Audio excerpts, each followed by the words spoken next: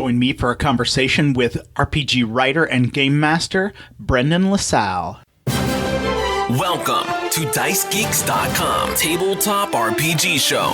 Level up your RPG campaigns by filling yourself with stories and knowledge. Explore topics from archaeology to film history to writing to literature and much, much more. This is DiceGeeks.com Tabletop RPG Show. Welcome to the show. My name is Matt, and I am your host. This is the podcast where we learn how to become better game masters and role players by filling ourselves with stories and knowledge. All right, guys, I have an incredible interview for you today. But first, if you could support the show in some way, I would greatly appreciate it. If you would like, rate, review, or subscribe to the podcast wherever you are listening to it now, that would be awesome. Also, you can support the show financially at patreon.com/dicegeeks. Okay, guys, here's the interview. My guest today is a staff writer for Goodman Games, Brendan Lasalle. Brendan, welcome to the show. Thanks for having me. It's a real pleasure. How were you first introduced to tabletop role-playing games? Sure. Well, I'm an oldster, so I started playing in 1977. Wow. When I grew up in New York, and one of my mom's really good friends was spending a year in California on sabbatical.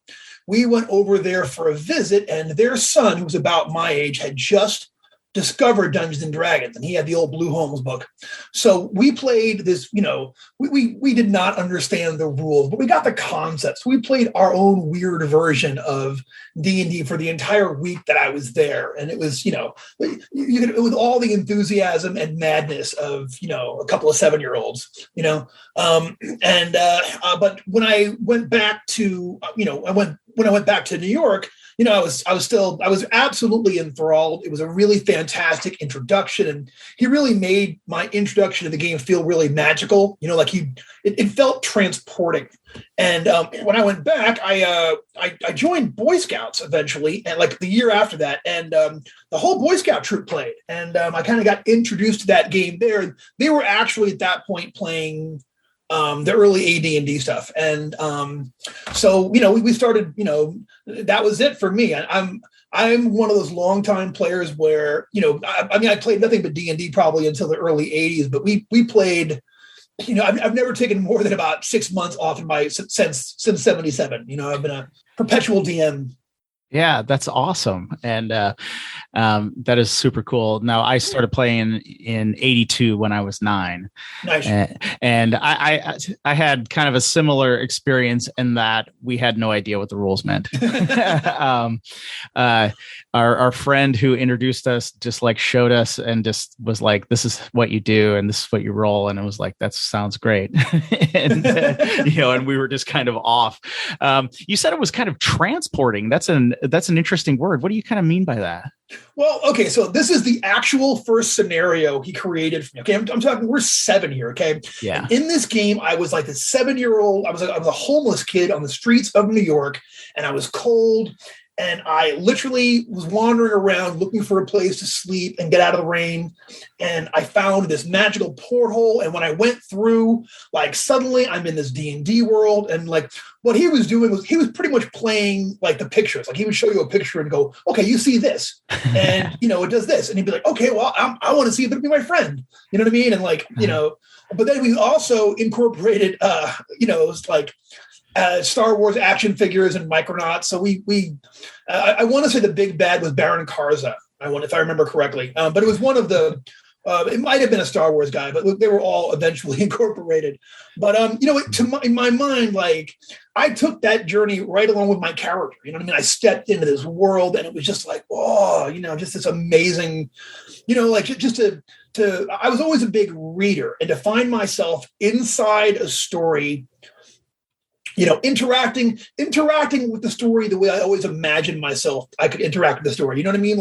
I'm one of those very active readers, no, don't leave the knife, go back and, I was, to be able to kind of take the reins and sort of really guide my character and really have an impact on the story was just blew me away.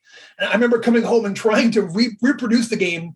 I don't even remember what that die was. Remember that you had a die when you were a kid for some, maybe I don't know, but it had like 64 on one side and like 32 on the opposite. Maybe I keep want to say Othello, but maybe Parcheesi or something like that. I don't know. It doubled, but we never did it. And then, I meet these kids at Boy Scouts and like, you want to learn a really long game? I'm like, sure. And they're like, well, it's called Dungeons and Dragons. I was like, I played Dungeons and Dragons last summer in Chicago. So, and they, that wound up being, they played a much they were older kids with them. So we played a much closer to the edit thing. And I remember being like, oh, well, I can't have a Daggett like I had in the first game with my companion. Okay, well, I guess this will be fun too, whatever we're doing. But we started. We had a big group in New York, and it was the Boy Scout group's one sister and all the sisters' friends. So for a while, we had a 9-person game, 5 boys and 4 girls. We did for the longest time, and so it was we whiled away a whole delightful summer like that. It really was. It really did sort of like, I was always an over imaginative sort. I always kind of lived in my own head, and it really sort of gave me a sandbox, but also a vocabulary, you know what I'm saying? To tell a certain kind of stories, the kind of things you'd always tell to yourself. It was transporting. Yeah, absolutely. And for the younglings out there, a Daggett is a dog from the Battlestar Galactica universe. Yeah. My buddy, he had that as a toy, and that was my buddy, in the game. He would go along with me on my adventures. Yeah, that's awesome. That is awesome. And definitely, I remember doing some of the same things when we first started playing, just kind of throwing everything into D&D, right? Just throwing anything or whatever, because it seemed, and I think you were right too. That was interesting the way you kind of worded some of that, because I felt the same way, right? It's just like, this was the first time that I could get into the story, right? I always watched a movie, you watch a movie, you read something and you think, I'd like to be in there. And it's like D&D lets you be in there, right? It lets you go into it. It was just awesome.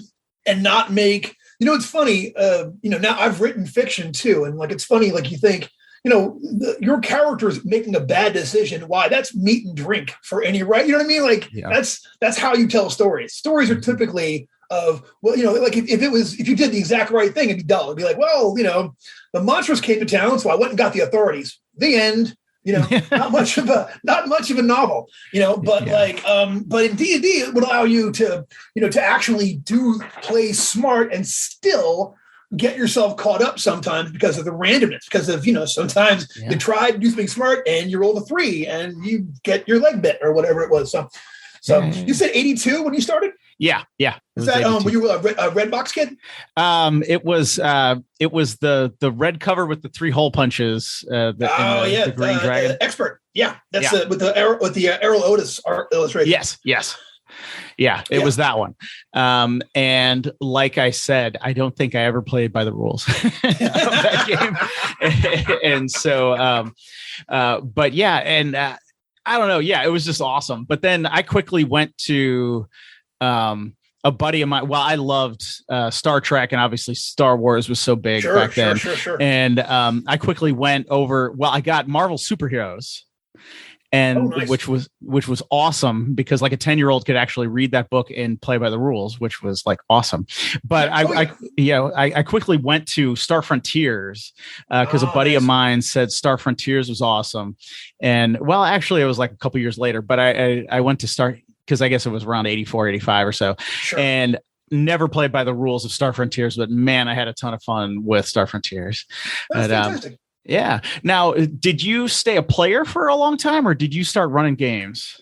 I stayed a player for a long time, but what happened was we had a dynamic change in my group. One of my buddies, his mom and dad went pure satanic panic. And they were not going to let him play Dungeons and Dragons anymore. So he begged and screamed and pleaded, and they finally wound up buying him Traveler. I don't know if you remember Traveler. Some editions kind of pop up every once in a while. But so he started running Traveler, and I love, we were all kids. He was the very worst dungeon master. Like, he was just terrible. Eventually, years later, I would hear the term godlike NPC and be like, oh my gosh, that's Johnny Prios. Johnny, if you're listening, apologies, but you totally did that. I was like, really, it kind of like the group almost fell apart. And then we were out in New York. We used to go to this place called Waterloo Hobbies, and they had a new game I had never seen before. So you moved to superheroes with Marvel. Mm-hmm. Mine was Villains and Vigilantes. Oh, okay. And I discovered V&V, and I was like, oh, this is going to be me. I'm going to, so I had to teach myself the rules. And then it didn't really come with any it came with like 2 bad guys in the book, but you had to make up a whole roster of supervillains, Mm-hmm. So that was Villains and Vigilantes. I was probably like 11 or 12 when I first started running games. And the first game I ever ran was Villains and Vigilantes for my friends. So I see 5 years it took me to kind of like, Okay. Well, I'll tell you my story. I've told it on the podcast before, but sure. We played one time D&D in 82. I think it was 82. And I was like 9 years old. And the next day I ran my mom through a dungeon. Oh, that's awesome. Because I just could not get it out of my head. Like, sure. I just could not. It was a revelation. Like, and like, I just could not get it out of my head. So I was just like, I wrote down I wrote something on a piece of paper, and I my older brother was like, he was doing something. So I was like, mom, you got to play this game with me, make up a name for your character. And she's like, what are we doing? And you're like, and I'm just like, now what do you want? And, you have a sword. And like, I was like, you have to roll a 14 to hit or something. Like I was trying to remember, like, I didn't know why we were doing that, but I was like, I think last night he said my character had to roll a 14 or higher or something to hit. And so I just did that. And like, I just ran my mom through a dungeon, and then it was kind of off, like it was just off to the races then, because, sure. Of course I ran into a lot of people who were, thought the idea seemed interesting, but they had never played before. So it was like, well, obviously I'm the dungeon master right off the bat. Right. So you started right away. Yeah. Oh yeah. And, and just making up stuff. And, you were saying like the GMPC or I did that. I railroaded my players. Oh, yeah. If they turned left, I was just like, yeah, you can't, like you gotta go right.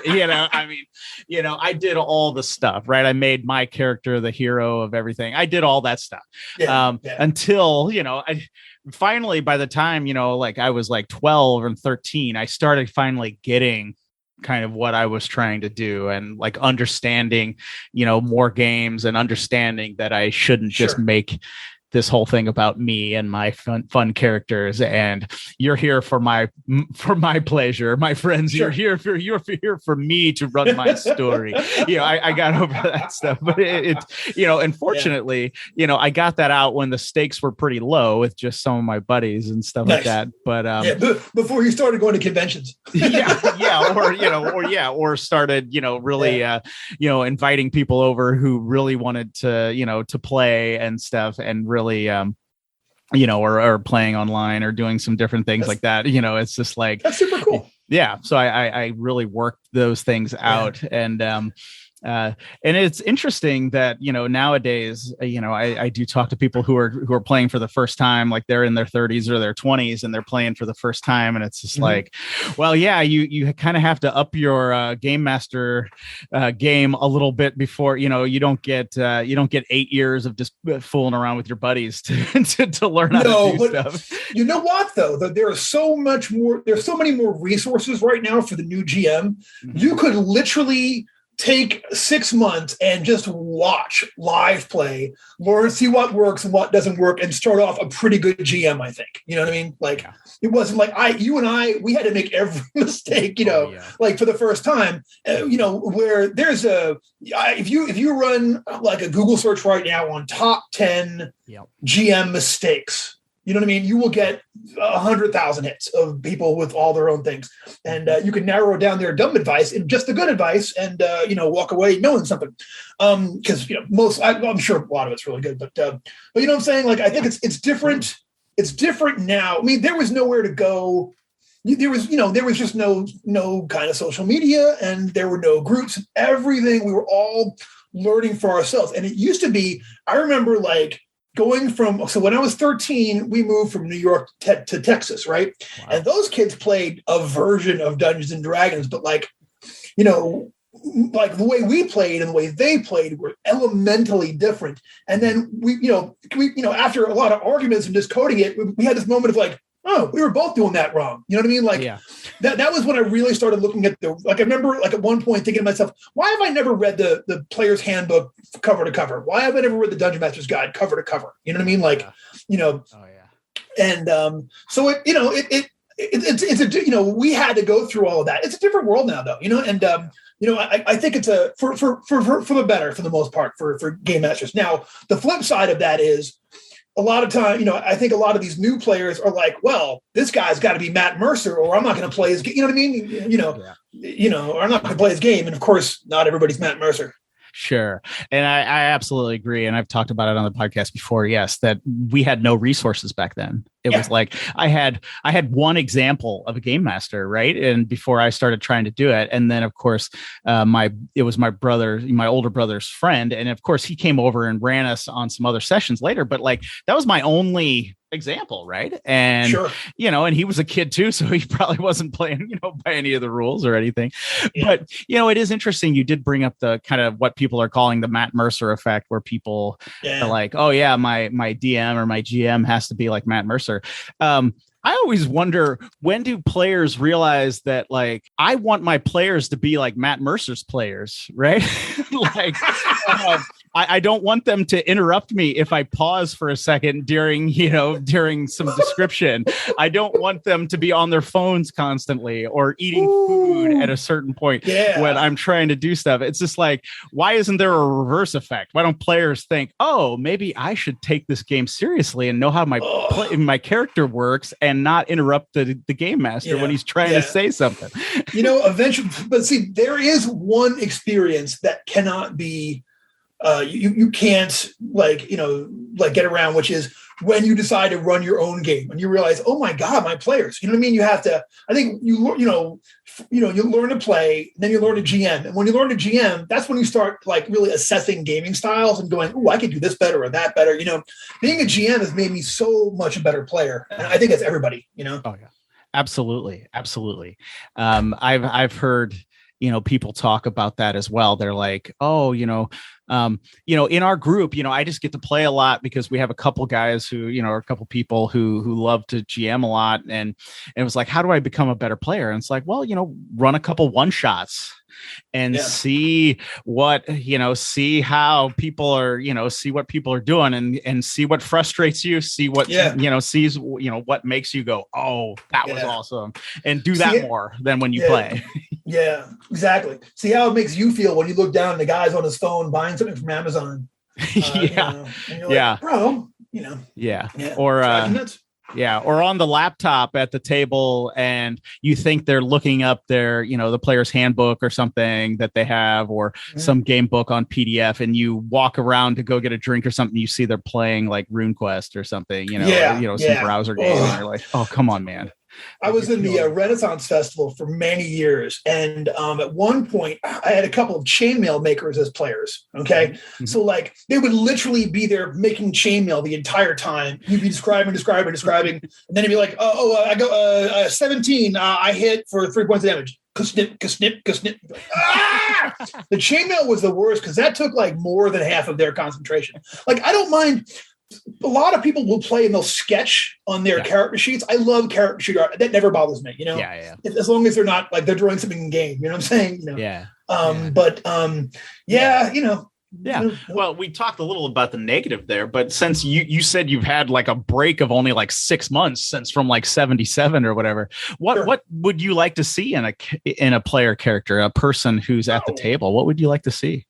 I mean, you want somebody who is, there's a line you have to walk. I think you're really, a really, really, really good player.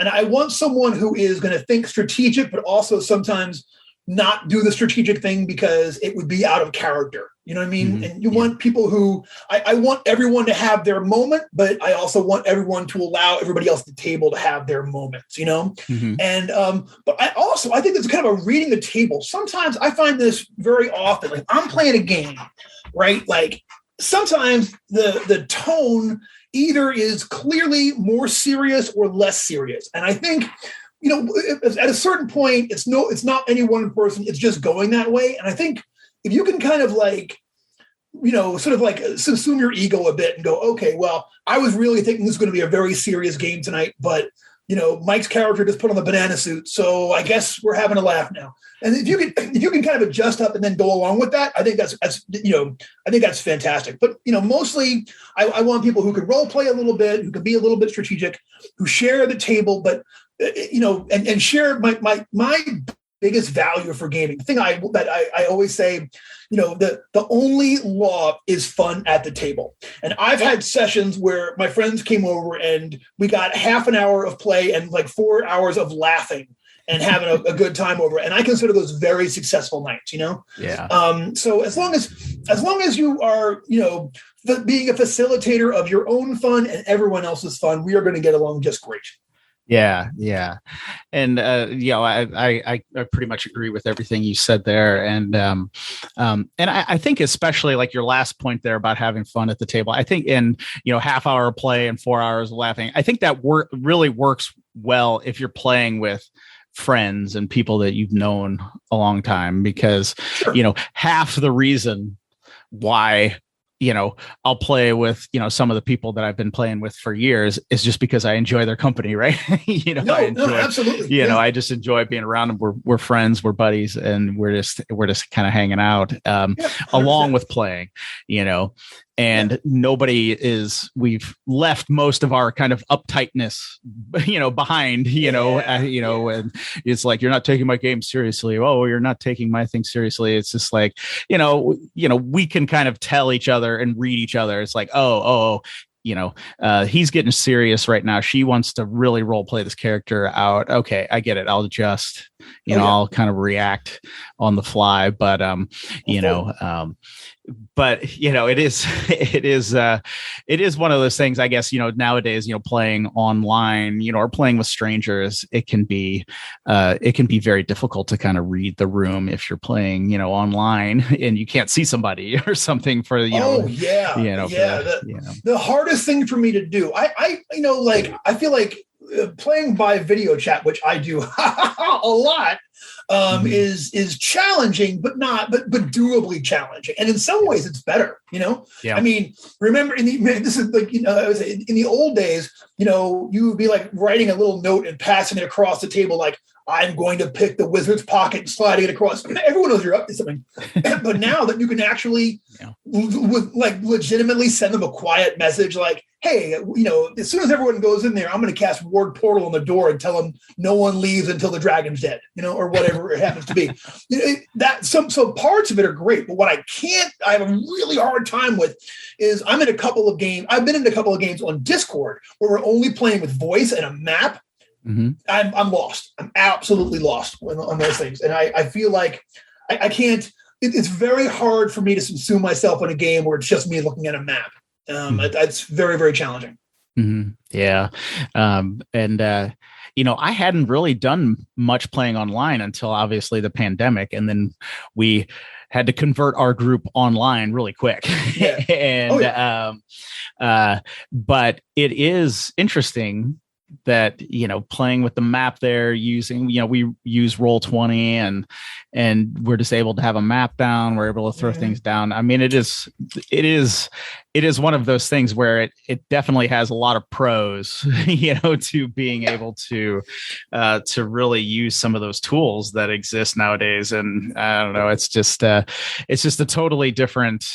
It's really just like a different world, but it's like I get to play so much more than I did in the past. Yeah. And, and that's weird now, when I was a teenager and stuff, right? Like I could I could spend hours thinking about things and planning things and running games, but like, but like running a weekly game when we were teenagers was impossible. But like running a game like where, somebody could come over and spend like the entire weekend and just play like all, the Saturday and Sunday or whatever. That was cool. Yeah. But like, obviously now, I'm married, I have kids, that's impossible. So it's like, but with like, playing online, I can carve out, 3.5 hours, here and there on a night and kind of just play online because I don't have to drive somewhere. I don't have to, clean the house or, make sure the kids are out of the house or, or something like that, to be able to play. So, no, absolutely. Yeah. And I think you can play with such a huge variety of players now too, Yeah. I was in a maybe a 3-month-long campaign this past summer. And it was me, a guy from California. I'm in Georgia. I'm near Atlanta, Georgia. So it was me, a guy from California, a guy in Spain, and 2 guys from the UK. Oh, wow. And that's a configuration of people you would not easily be able to put together. No. And it was so wonderful to be able to do that. We had so much fun, and that's another benefit of playing online. All you had to deal with are time zones, Yeah. Yeah, absolutely. Now I did message, I did mention, about running games. And since you have started running games, we talked about like players, like when you're going to start to run a new game, what kind of goes through your mind? And do you spend a lot of time in preparation for each session? Okay. So, a lot of what I do now, before the pandemic, I was a road crew judge, you know what I mean? So I would go and do conventions all over the US and the UK, and I would run games out there and such, So, and I would back then I would prep maybe 2 or 3 new adventures per year for conventions, specifically to run at conventions. You know what I'm saying? Mm-hmm. And then, I would spend many hours getting that first session ready. And then less on the second session. And then after a while, I would do no prep. You know what I mean? I would literally send a blurb. I would show up. I would hand out pre-gens, and I was good to go. There are adventures there was, I want to say the last year I measured, so 2019 was the last year I kept up. And I ran 95 convention games that year, not including my personal stuff and, my weekly, my home stuff and all. And like some of those games, there gets to a point where not only do I have them memorized, but I know the landscape of the game so well that no matter how big of a left turn it takes, I can kind of go with it. You know what I'm saying? Mm-hmm. So I find myself for a new thing, if it's the first time I'm running a new adventure, I find myself, and assuming that I'm writing it as well, apart from writing it, I'm going to spend several hours getting it ready and thinking about it. And sometimes even like trying on voices and personalities and things, and saying, oh, how's this guy going to sound or whatever. Mm-hmm. And then, that's the first time. And then the 10th time I run that same adventure, it's like, oh, I've got it, I've got it well enough where I need a minimum of preparation. So, mm-hmm. Yeah, no, that's interesting. And that is a ton of games, by the way. I know, right? Yeah. I did in 2019. I did 19 conventions. Wow. Yeah, so that was like a good bit. So. Yeah, that's incredible. I mean, since you've run so many convention games, maybe let me follow up on this because I have not run a game at a convention yet. Oh man. I know. It's probably going to change here shortly, or awesome. Well, if conventions really start opening back up again. Yeah. But let me ask you just a few things. What would be like maybe just like a couple keys if I'm going to run my first game at a convention? What would be a couple keys that I need to make sure as the game master that I just like that I do so I'm just not setting myself up for some kind of failure?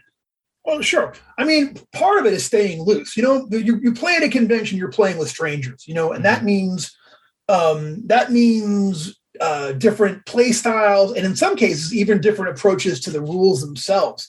I feel like you have to stay really loose. I feel like you really have to like allow for things and like, I don't know, sort of like let people I try not to be the dictator of the game. You know what I mean? I try to like, because that's,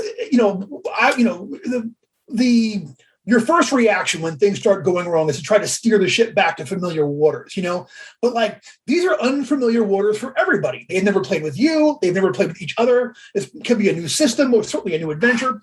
So I think staying really relaxed and not like, like when things get really crazy, take a deep breath and say, okay, what happens next? And my key to having to that is just visualization. I try to really have the adventure set. Like I want to be able to see the movie in my mind. If you can see like what the movie of the dungeon looks like in your head, what the area looks like and the layout. When someone says, hey, if we use this hammer to break through this wall and just scale down, what's going to happen? And, take a deep breath and go, well, your character doesn't know, but you should know. You should know, like, all right, if they do break this wall, that's a 30-foot drop down into the water, but then maybe they'll see the pirate ship or whatever it happens to be, Mm-hmm. So I think you have to go in with different kind of expectations and rather be, the story, the adventure you wrote should not be the point of getting together with these people for 4 hours. Having a really good time. It should be the point. They will never remember the details of your adventure, but they will remember if they had fun or not, Mm-hmm. And that's the only thing I think you really can, if you had to measure yourself against anything, if you have to say, well, did I do a good job today or did I not do a good job today? It's the only measure of that is whether or not folks had fun. Okay. Yeah, no, I think that's great advice. And what systems were you running mainly?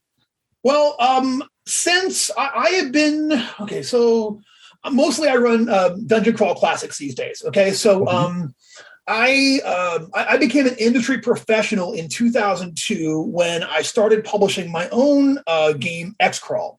And XCrawl originally used the 3.0 rules and then the 3.5 rules. And then eventually I wrote a Pathfinder version of that. But since I've been with Goodman Games, like, I designed things for Goodman Games in the past, but over the last 10 years, they have really, the Dungeon Crawl Classics game has become my complete go-to. So that year, I ran a lot of different scenarios and a lot of different adventures, but the rule set I use pretty much exclusively these days is Dungeon Crawl Classics. It's my absolute favorite rule set I found for running practically anything these days. I really enjoy it.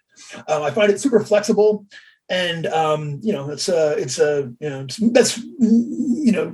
pretty much. I play other systems, but I pretty much just run DCC these days. Okay. Could you, in case some listeners are unfamiliar, could you kind of just explain Dungeon Crawl Classics Absolutely. A little bit? Yeah, absolutely. So Dungeon Crawl Classics very often gets lumped in with the OSR games, but I've always rejected that label. Really. Dungeon Crawl Classics, we go back to that same well that OSR games do, but rather than try to recreate the play style that we had in the 70s when we first started playing, rather than that, we're trying to recreate the feeling of when we first started playing back in the day, when it was all a mystery, when you didn't know what every monster could do, when you didn't see a magic item and automatically go, oh, I know what that is, and you should have it because bada, when it was all still fantastical and something that was like challenging to do. So Dungeon Crawl Classics is really an engine for telling weird fantasy stories. It goes back. Joseph Goodman and Doug Kovacs wrote it, and along with other writers. And when they decided they wanted to do their own system. So are you familiar with the term Appendix N? Yeah. Oh, yeah. Yeah. So they went back and read, if you're not and you're a listener, Appendix N was one of the appendixes in Gary Gygax's original AD&D Dungeon Master's Guide. And it was all of the fiction that he recommended, all of the things that he read as being inspirational for the Dungeons and Dragons game. And the Goodman and Kovacs went back and reread everything in the Appendix N and then created a new game with that as the actual inspiration, So it has, the mechanics are more streamlined than your OSR games. It has a lot of nods to modern mechanics, but it also has its own unique mechanics that are a lot of fun. And it's just I really think for telling a fantasy story, like for telling a weird fantasy story, it's best of breed. Yeah. Okay. Well, what would be like maybe just one example of a modern mechanic? Well, we use the 3 saving throws that they introduced in 3.0. So we have fortitude, and willpower, rather than the real OSR games, which have a saving throw matrix based on your character class, and you have saves against things like dragon breath and spells and. You know what I'm saying? That's OSR. When you want to play that, when you want to go that route, that's pure OSR. Uh-huh. Yeah, I remember those. I never got them right. I remember them. Never did them right. I'll tell you that. I remember arguing for cases like, well, okay, I know it's dragon breath, but his breath is a poison gas. I have a better poison save. Can I use that? There's a lot of that action going on when I was a kid. Oh man, I remember those. I don't. Yeah, I'm sure I nearly lost friends over some of them, but like. Yeah. Oh, there was so many. Yeah, these little weird rules things that you could interpret one way or you could interpret another way. Yeah. And, definitely depending on what side of the screen you were on and what side of the fight you were on, you know what I mean? Can be complicated. Yeah, absolutely. It's just like, look, man, I'm just trying to make this game challenging so it's fun. I'm not trying to kill your character right here. If I want to kill your character, I could kill your character, man. But I'm just trying to make the game fun. Okay. No. Oh man, there were so many of those. So yeah, that's interesting. And yeah, sadly, I have read a bit of Dungeon Crawl Classics, but I have not got to play yet. Oh man, come play game with tonight. Yeah, I may. I will definitely keep that in mind. I run a demo night every week through the Goodman Games website. You can sign up for. So if you've never played Dungeon Crawl Classics before, it's called Tuesday Night Demo Club. And if you go to the Goodman Games website and check out the events calendar, I run a Tuesday game I'll take up to 5 or 6 players, and I do that every week. It's maybe 2.5 hours, and I go over the character classes and the rules for the first half, and then the second half we play a couple of rooms. So if anyone out there is hearing this and is interested in trying it out, come play a demo game with me. It'd be my pleasure. Okay, awesome, and I'll make Matt. Come jump in, huh? Well, that would be awesome. I'll take a look. Currently, we are playing our weekly game on Tuesday nights, but obviously sometimes that gets canceled. So, sure. I will take a look at that, and I will certainly put the link to that in the show notes for this episode at dicegeeks.com, so people can check that out. So that's interesting, and that you have kind of taken that route. Now, you did mention a little bit, that you started publishing in 2002, I think you said. I sure did. Yep. Mm-hmm. Yeah. Was it just your love of the games and stuff that just kind of spilled over? Like, kind of what made you want to take that leap to start publishing some material? Well, I had the idea for XCrawl. I was living in Seattle at the time, and I was on the bus, and I had this vision in my head of a fighter with a digital clock stuck to the inside back of his shield. And in my imaginings, he's like looking at this clock and then looking down at this thief. And the thief is like picking a lock. And he's like, you know what? We are going to lose if you don't get this thing picked and get us through there. And the thief's yelling back at him. And I realized the thief's got modern lock picks. And I started putting it all together. And that became the germ of XCrawl, which is a game where the quick version is your fantasy world, the one we're all familiar with, has grown up and become our modern media-saturated world. And now they run competitive dungeon crawls on TV as an arena sport and a death sport. So people will come and play. It has all the elements. You are a group of adventurers. You have to go through rooms and fight monsters and look for treasure and hit secret rooms and traps and the whole 9 yards. But you also have sponsorship patches all over your gear, and you have cameramen that follow you everywhere. And very often your team is, if you're doing well, your team is being sponsored by this corporate entity or that corporate entity. So I ran that as my home campaign for a while, and my friends were just like went apey about it. They were really, really enjoying it. And then when I wound up moving back to Georgia, and some friends of mine, Brett and Allison Brooks from Panda Head Publishing, had just put together Panda Head Publishing, their publishing concern, and they were just getting ready to publish their first role-playing game supplement. And I reached out to them and said, hey, I'd love to run you a demo game. See what you think about this. And I did, and they liked it, and we made a deal, and we started publishing. A year later, the first XCrawl, which was called XCrawl Adventure in the Maximum, and the XCrawl Adventures in the Extreme Dungeon Crawl League came out in 2002. Huh. Oh, that sounds fascinating. And I'm sorry, I had never heard of it, before I had started, before I was going to interview you. It sounds awesome. It sounds like the 80s movie, The Running Man. Running Man is absolutely an influence, especially the novel. Gladiator, the American Gladiator show is definitely definitely a influence. Also, there's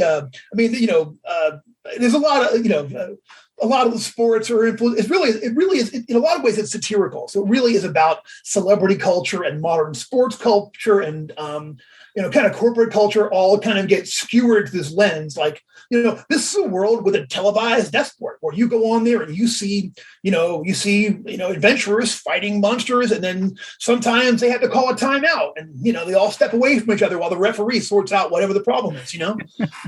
So it's but you might be literally watching your favorite athlete out there. You're wearing the jersey and the hat and drinking the cola, and then you watch him get killed by a manicore. It's strangely dark, is what it is. You know what I mean? It's a strangely dark world. Yeah. That it sounds awesome, and thank you. Yeah, I'm definitely. We'll get a game in sometime, cousin. If you're interested, so originally it was written for 3.0, and then the Pathfinder version came out, and we are by the time this hits the airway, we might actually be mid Kickstarter for the Dungeon Crawl Classics rules version. And if your listeners are interested, you can look at the beta rules for DCC XCrawl are online right now, and you can check those out for free. Oh, that's awesome. And I will have to include a link to that in the show notes as well. So people can check that out, because it sounds incredible. I mean, it just sounds awesome. And it is super cool that you're kind of giving the rule set for that and kind of updating it, because the concept sounds awesome. Thank you very much. Yeah, I've never fallen out of love with the concept. Like this next year will be the 20th anniversary of XCrawl, which is it's both amazing and one of those wow, I'm old moments, But I still have a lot of fun with it. I still have a lot to say with the game and with the setting. And I was really happy that I had the opportunity to put it out for the. I love the Dungeon Crawl Classics engine, and I was really happy that I had the ability to put that out there for them. So. Yeah, that sounds great. And it seems like it's really combining a couple of things that you really enjoy. So that's going to be, that sounds awesome. And I had meant to ask earlier, when I introduced you, I said a staff writer for Goodman Games, and we've mentioned Goodman Games a few times. Sure. Could you explain for listeners exactly Goodman Games a little bit more? Why, we're the best gall-darn RPG publisher you're ever going to run up. No, seriously, I love Goodman Games to this day, and I'm very proud to be a part of their crew. Goodman Games has been publishing role-playing game things since the original D20 explosion, when the original when D&D 3rd edition came out and the open license came out. Goodman originally, here's what happened. All right, I worked at a game store at the time, and I come across this game in the stacks, and it is called Brontosaurus Rex, which is essentially the Civil War in space with dinosaurs, right? Like, I was like, oh my God, this guy gets me so hard.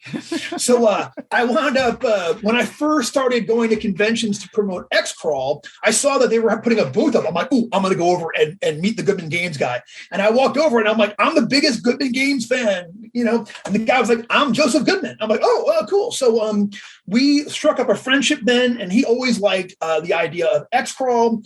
And at a certain point, he just started licensing XCrawl. So now he is, we've been publishing with with Goodman Games since 2006. And Goodman Games, of course, we're best known for dungeon crawl classics, but they've put out many role-playing games over the years, including mutant crawl classics. We have a DCC rules version of the City of Lankmar, the Far from the Grey Mouser adventures. There is a version of the we have a license and a rule set for Dying Earth. That fantasy series. We have a Dying Earth version rules that you can play for that. Also Empire of the East. It's Goodman Games. They've been they're Goodman. This is our 20th anniversary is actually coming up like any day now, and it's exciting. And I recommend people come in and check out what we do. We have some really neat stuff. We have some of the best writers in the business, some of the best illustrators in the business, and Joseph loves role playing games, and he loves. He loves like the old school parts of them from when we were kids. So if you were a fan of that, especially like the 70s art and everything, you should come check out what we do. I would say it's worth it to pick up the Dungeon Crawl Classics core book just for the art. It's amazing. But obviously it's a fantastic game as well. And I hope everyone tries it out. Yeah. Awesome. And I know I've interviewed Howard Andrew Jones on the podcast. He does writing and for the Goodman Games magazine, which is the Tales from the Magician's Skull. And so Goodman Games is kind of all over and they put out some great products. Absolutely. As kind of we're kind of winded down here a little bit. And I've asked you quite a bit of some questions, but I'm just trying to. I just wanted to, kind of think about a little bit more when we were talking about, running games and stuff. Sure. Because I have written a little book called The No Prep Game Master, because as I was alluding to a little bit ago, is just that there comes a point in my life when I did not have time to, if I get 3 hours to game, that's it, right? There is no other time during the week when I can prep.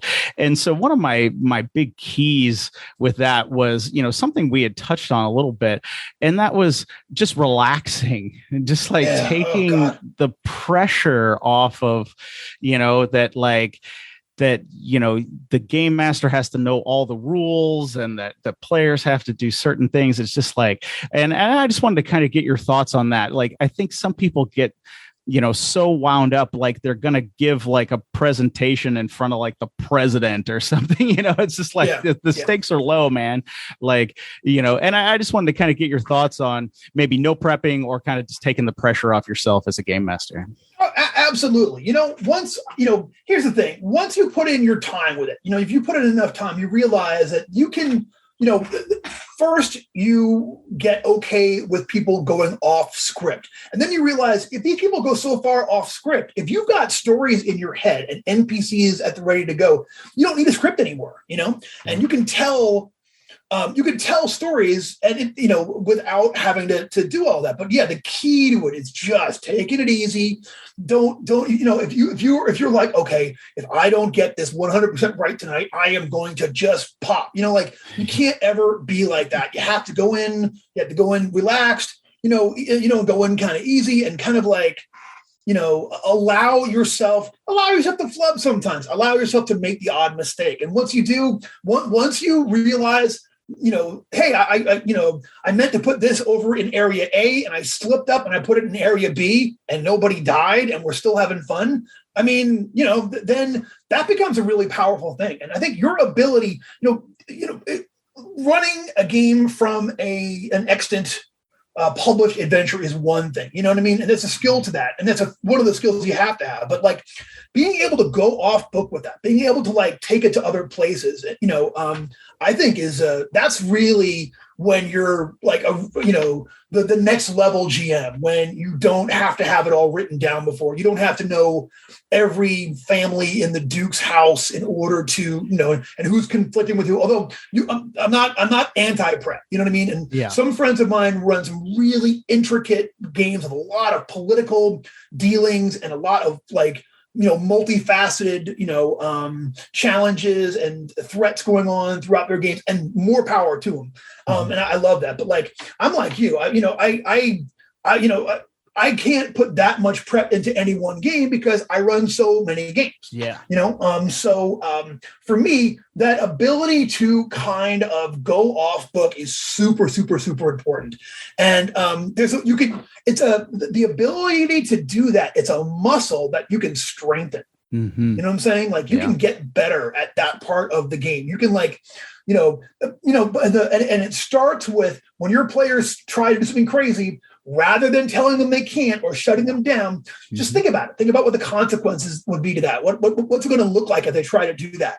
And then have fun with that. And, if they have, obviously a ridiculous idea is a ridiculous idea, but like a fun, crazy idea that maybe you didn't think of, why not go with it? Why not give that a chance at succeeding, even if it's just a chance? Yeah, absolutely. And I agree with a lot there. And and I guess to clarify too, I'm not, anti-prep, that if you can do it and do it well and you have the time, and some people that's like more than half of their enjoyment out of role playing. And so it's just like, hey, if that's you, go for that.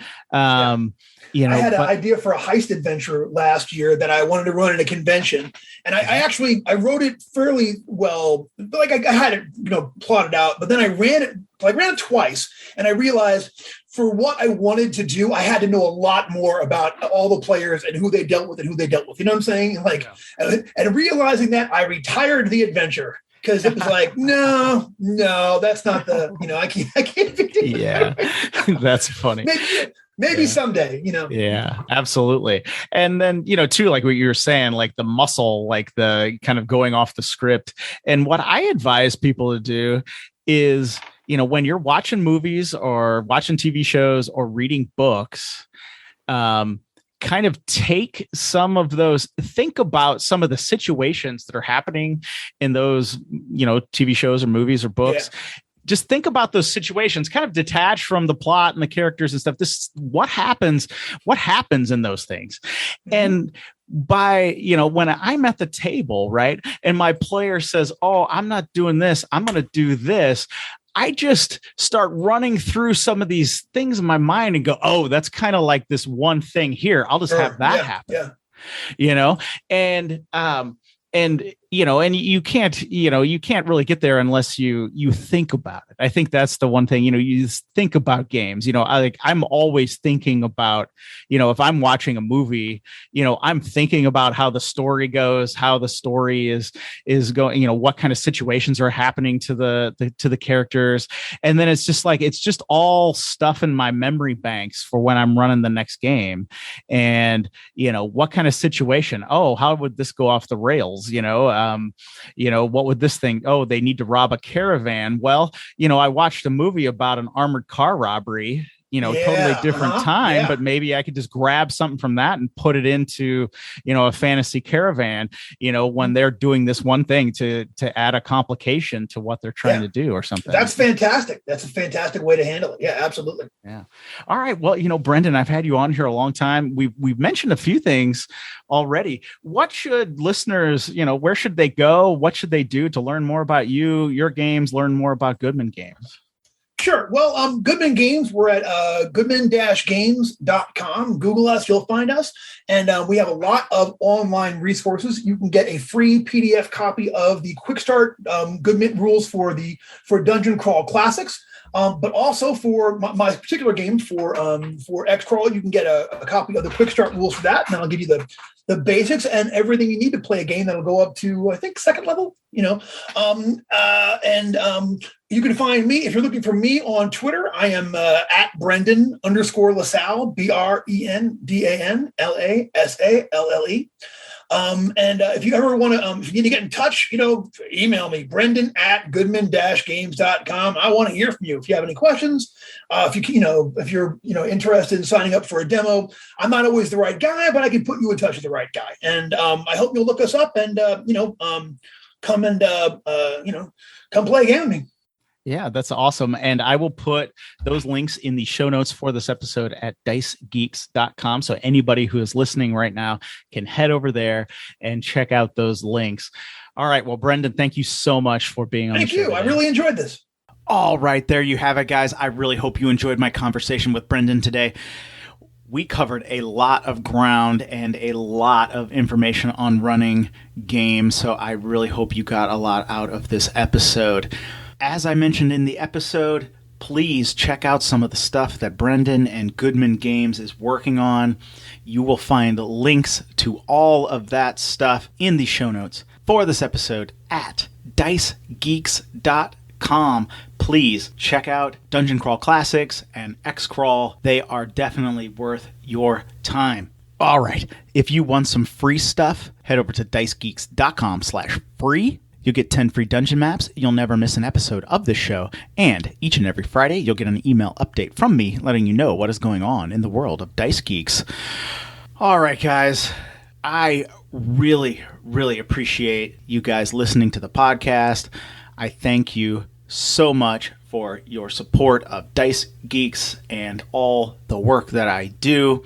It is my privilege to come to you each and every Wednesday with a new and exciting interview. So, until next Wednesday, keep gaming.